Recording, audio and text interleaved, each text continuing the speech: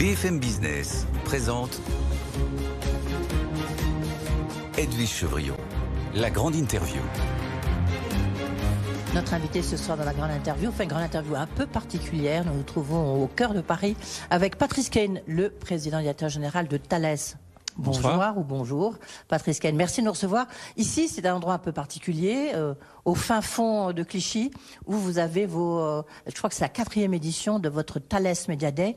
Mais ce qui est important, c'est qu'il est entièrement consacré à l'intelligence artificielle parce que vous avez fait des annonces, l'annonce notamment de la création de Cortex, alors avec un AI majuscule, pour montrer qu'on est bien dans l'intelligence artificielle. Mais vous êtes déjà un des leaders dans la technologie, de la défense et aussi dans le civil. L'intelligence artificielle, j'ai envie de dire, j'espère que déjà vous l'utilisez. Absolument, voilà, c'est ce qu'on a voulu expliquer à nos interlocuteurs. On a plus de 600 experts aujourd'hui déjà qui travaillent uniquement sur l'intelligence artificielle, parmi nos 35 000 chercheurs. C'est donc un pool très important, probablement le premier pool au niveau européen dans l'IA pour les systèmes critiques, pas l'IA du grand public, l'IA pour les systèmes critiques, et qu'on applique. Alors là, on a beaucoup parlé de défense, mais on pourra parler aussi du civil et des applications pour l'aéronautique ou les satellites, par exemple. Et on a décidé effectivement de se renforcer et de s'organiser avec cette nouvelle structure Cortex pour être encore plus rapide et encore plus agile. Qu'est-ce que ça change pour vous, en fait, l'intelligence artificielle, pardon ? En fait, on l'utilise dans deux types, je dirais, d'applications. D'abord pour nos capteurs. Les capteurs, c'est quoi ? C'est un radar, par exemple, ou un sonar, une centrale inertielle. Ils génèrent énormément de données. Ils sont devenus tout numériques. Et donc, on va les rendre encore plus performants. On va les augmenter d'un facteur 10, 100, par exemple, dans leur performance, avec du traitement à base d'intelligence artificielle, une fois qu'on a mesuré un certain nombre de choses. Et puis, on utilise aussi l'IA dans les systèmes d'aide à la décision. Deuxième grande catégorie. Un système d'aide à la décision, c'est par exemple un centre de contrôle de trafic aérien. Oui, pour les contrôleurs aériens. Voilà, qui va aider le contrôleur aérien à assurer la sûreté aérienne. C'est des grands systèmes à logiciel prépondérant, 10, 15 millions de lignes de code. Et donc, par exemple, pour apporter des capacités supplémentaires, par exemple l'optimisation des trajectoires des avions, effectivement, là, on a besoin de l'IA pour aider les contrôleurs aériens à effectuer cette tâche supplémentaire, si je puis dire, sans bien sûr les surcharger de leur mission principale qui est la sûreté aérienne. Alors Cortex, c'est une forme d'accélérateur de l'intelligence artificielle. Comment est-ce que vous allez le mettre en musique, vous voyez, par rapport à ce que vous faites déjà et ce que vous espérez ou vous comptez faire ? Parce que l'enjeu pour vous, évidemment, c'est la cybersécurité. On en parlera, on va y venir logiquement, mais comment est-ce que vous faites pour contrôler toutes les données dont vous vous servez, dont un Rafale va servir, un contrôleur aérien ? Comment vous faites pour vérifier que c'est la bonne intelligence artificielle et que ce n'est pas celle qui a été hackée par un autre ?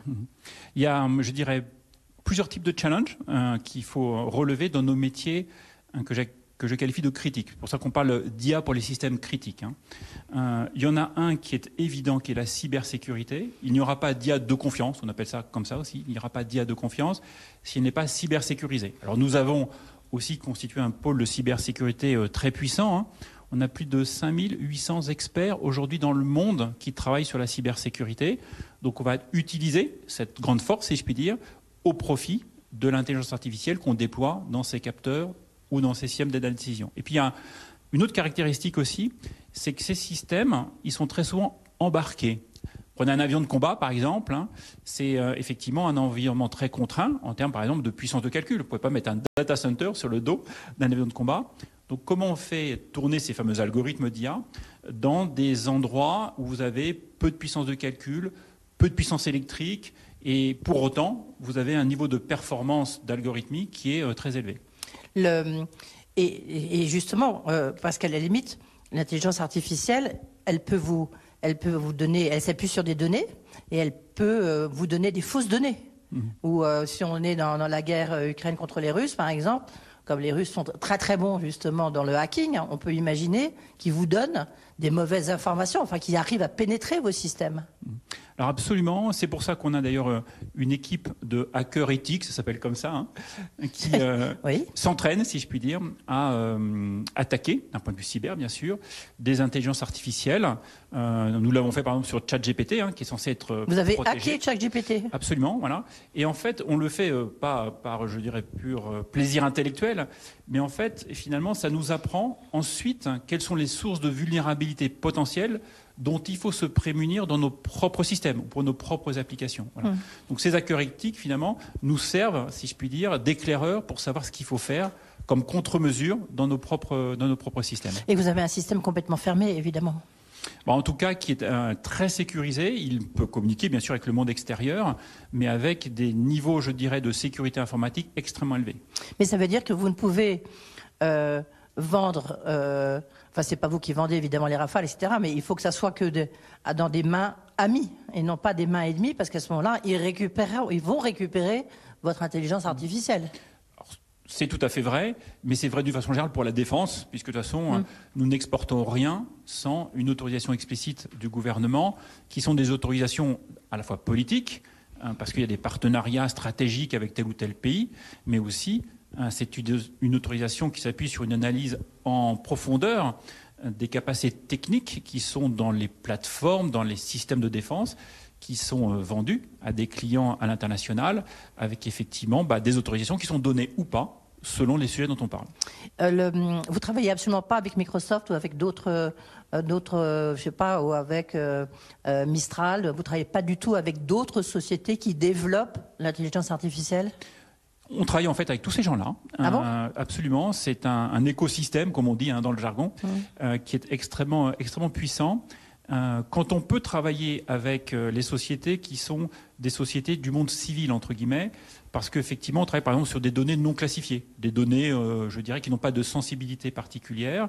Pourquoi se priver des avancées d'un Microsoft, par exemple, sans leur faire de la publicité ce soir, ou d'autres hyperscalers qui vous mettent à disposition des capacités très performantes. Et puis quand il faut travailler par contre avec, je dirais, une notion de souveraineté, effectivement, Mistral est un très bon candidat. Et pourquoi refaire Mistral chez nous ? Et d'ailleurs, je ne suis pas sûr qu'on en ait ni l'envie, ni les capacités, ni le temps.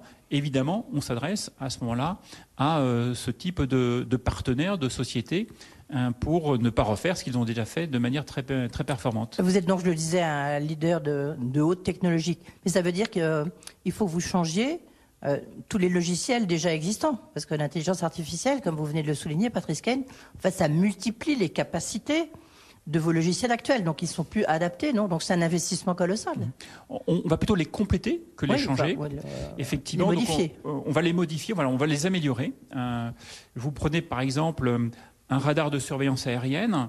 Une problématique qui aujourd'hui est assez difficile à résoudre est la détection de drones. C'est des objets qui sont à la fois petits et lents.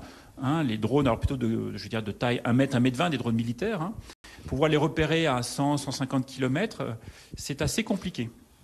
Vous pouvez les confondre par exemple avec des oiseaux. Ça a l'air tout bête, mais oui, voilà. Ça renvoie le même écho, si je puis dire, qu'un oiseau. Et là, c'est sans changer le radar lui-même, sa physique, si je puis dire, le fait qu'il émet et reçoit des ondes, vous allez le compléter avec ces fameux algorithmes à base d'intelligence artificielle qui va vous dire, cette trajectoire, ce type de réflexion d'onde, c'est plutôt caractéristique d'un oiseau, donc je l'écarte. Ça, par contre, c'est plutôt caractéristique d'un drone, et donc ça, je l'affiche à l'opérateur. Mais ça veut dire que votre radar, le fameux radar que les Ukrainiens utilisent, le Grand Master 200, ça veut dire qu'aujourd'hui, il confond un avion et un oiseau? Non, il a déjà un bon niveau de performance, voire même un excellent niveau de performance. Ce qu'on essaye d'améliorer, c'est ce qu'on appelle les faux positifs. Alors c'est un peu du jargon, je suis désolé, les faux positifs. Allez-y. Voilà, c'est un écho, effectivement, qui revient. Finalement, le radar, il est tellement performé qu'il mesure trop de choses. Voilà. Et donc, il faut passer le bon niveau de filtrage pour donner uniquement à l'opérateur ce qui est pertinent pour lui. Voilà. Et donc, effectivement, il va à la fois détecter un drone et un oiseau, mais ce qui l'intéresse vraiment, c'est le drone. Cortex, donc ça se veut un accélérateur de cette intelligence artificielle. En quoi c'est un accélérateur? Et donc là, il y a 600 experts en fait que vous regroupez. Mais donc, en fait, c'est juste une question d'organisation ou ça va plus loin? Alors, c'est vrai que c'est d'abord une question d'organisation, mettre les gens ensemble pour travailler, je dirais, sur des sujets de manière à ne pas dupliquer les sujets de recherche, par exemple. C'est très prosaïque, mais optimiser finalement ces ressources rares. Et déjà, une façon d'aller plus vite, d'accélérer, c'est l'échange de bonnes pratiques, ce qu'on appelle de la fertilisation croisée aussi. Donc, il y aura une partie vraiment cortex, plutôt laboratoire à Palaiseau, d'ailleurs proche de l'Amiade, qui a été créé par le ministère des Armées, et aussi à Rennes, où il y a un pôle très important de cyber et d'IA du ministère des Armées, où nous sommes aussi déjà implantés. Et puis, on va faire la même chose pour la partie Cortex Factory, l'usine, si je puis dire, pour développer des cas d'usage pour les systèmes d'aide à la décision. D'accord. Vous avez les compétences aujourd'hui? Absolument. C'est des compétences françaises, des ingénieurs français, ou c'est des gens que vous faites venir un peu du monde entier? 2 tiers français, 1 tiers non français, essentiellement Amérique du Nord, en l'occurrence au Canada, à Montréal, qui est un écosystème extrêmement connu dans le monde de l'intelligence artificielle. Vous avez des instituts de recherche très célèbres, comme l'IVADO, Institut de valorisation des données, et puis à Singapour aussi, qui est un pays qui a de très bonnes compétences et qui est aussi très désireux de financer la recherche et qui nous finance dans ces domaines de l'intelligence artificielle. Alors, Thales est l'un des leaders dans la cybersécurité. Est-ce que pour vous, c'est l'enjeu majeur? En fait, c'est au cœur de votre business.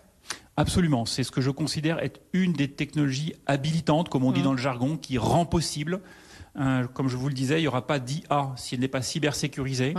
Donc c'est vraiment quelque part un prérequis, voilà, être capable effectivement d'apporter cette IA de confiance, si on prend le cas de l'intelligence artificielle, grâce à la cybersécurité. Mais c'est aussi un très grand business pour Thales. C'est plus de 2 milliards d'euros. Cette année, je pense, on fera entre 2,3 milliards et 2,5 milliards d'euros dans la cybersécurité. Donc c'est pas uniquement cybersécurité. Vous avez fait les acquisitions du reste pour renforcer la cybersécurité? Absolument.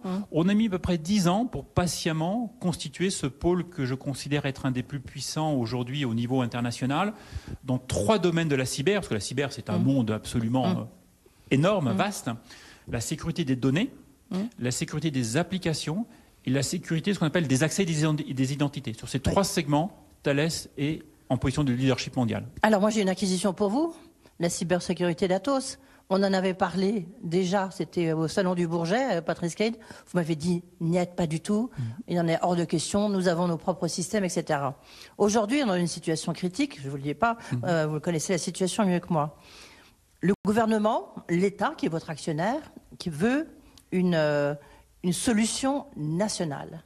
Est-ce qu'on peut imaginer, parce que vous m'avez dit niet, c'était pour le tout, que vous repreniez la partie cyber d'Atos, sachant que notamment tout ce qui est supercalculateur, etc., ça pourrait intéresser votre autre grand actionnaire qui s'appelle Dassault Aviation. Est-ce qu'on peut imaginer une solution commune? Ou vous me dites toujours non? Ou vous me dites un oui mais? Je vais vous le dire beaucoup plus poliment que non. Non, soyez cash, c'est le moment de bien préciser les choses, parce qu'à chaque fois qu'on parle de ce dossier, évidemment, Thales revient sur le devant de la scène. Ah, on ne prête qu'aux riches, on va dire ça comme ça.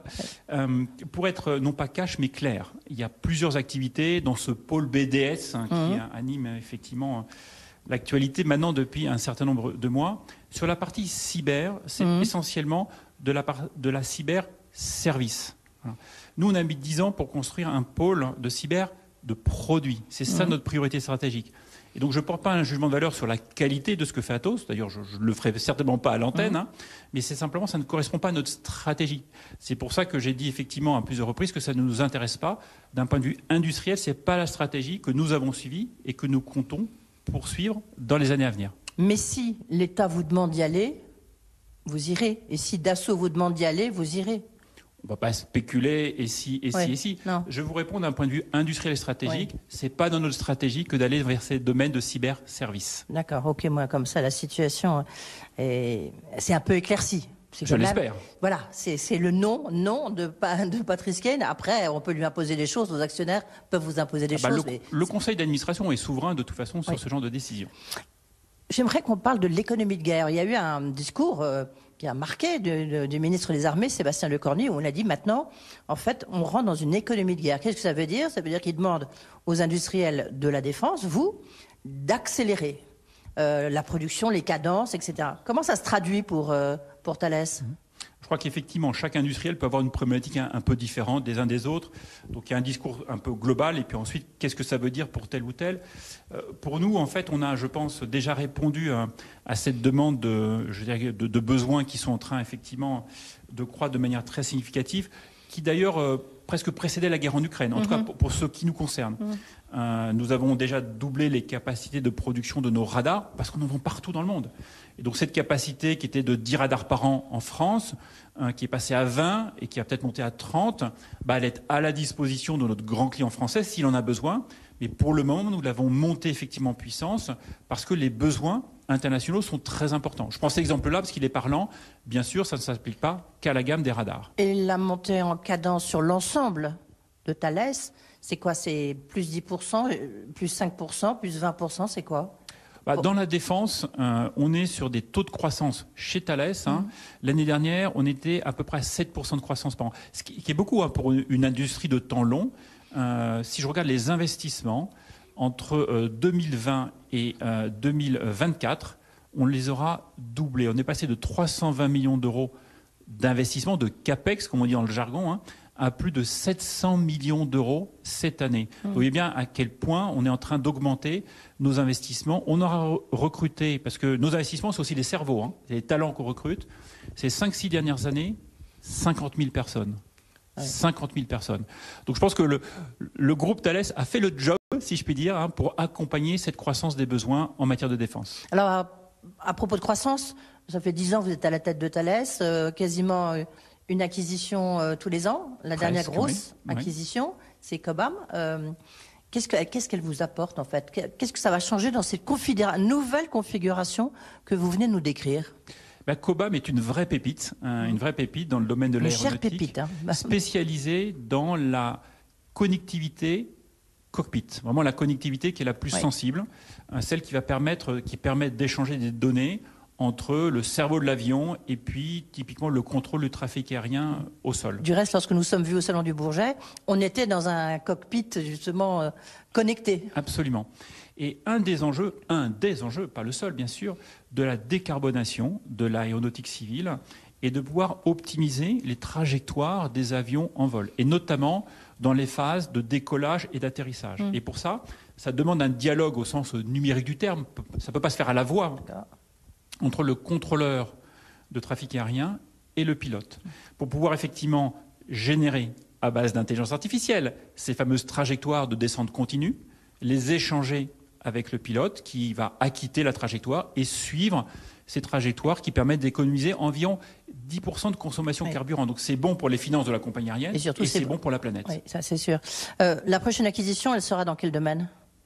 On a 3 grands métiers entre la défense, l'aéronautique et spatiale et puis tout ce qui est identité, sécurité numérique. Dans un de ces 3 pôles, je ne sais pas vous dire, c'est aussi une question d'opportunité. Oui. Une question, vous avez acquis, je crois que c'était il y a 5 ans, Gemalto. Donc c'était une solution de paiement, ça marche bien. Son concurrent, du reste, drôle, Gemalto, vous l'avez arraché aux mains de Atos, parce qu'il y avait une bataille assez homérique, on s'en souvient. Le concurrent Worldline, lui, il est en grande difficulté. Comment vous expliquez pourquoi Gemalto marche et pas Worldline? Alors d'abord, Gemalto, c'est pas que du paiement. Non, c'est pas que, mais... Oui. En tout cas, il y avait une activité qui existe toujours d'ailleurs, de carte bancaire, comme on dit dans le jargon. Aujourd'hui, cette division, alors qui ne s'appelle plus Gemalto, mais effectivement qui en est largement issue, est devenue la division la plus profitable du groupe. Elle faisait à peu près 8% de rentabilité, on l'a passé à plus de 15% l'année dernière, qui montre bien qu'effectivement, on a su, je dirais, en réinvestissant, en innovant, devenir, je dirais, plus pertinent et plus, du coup, profitable, et enclencher ce cercle vertueux qu'on a fait pour toutes les autres activités de Thales. Maintenant, Worldline est vraiment sur un segment très différent du nôtre, que je ne saurais pas commenter, mais le domaine, effectivement, des cartes bancaires est un domaine qui se porte bien chez Thales et qui est très profitable. Merci Patrice Caine d'avoir répondu à nos questions. Patrice Caine, le patron de Thales, était notre invité.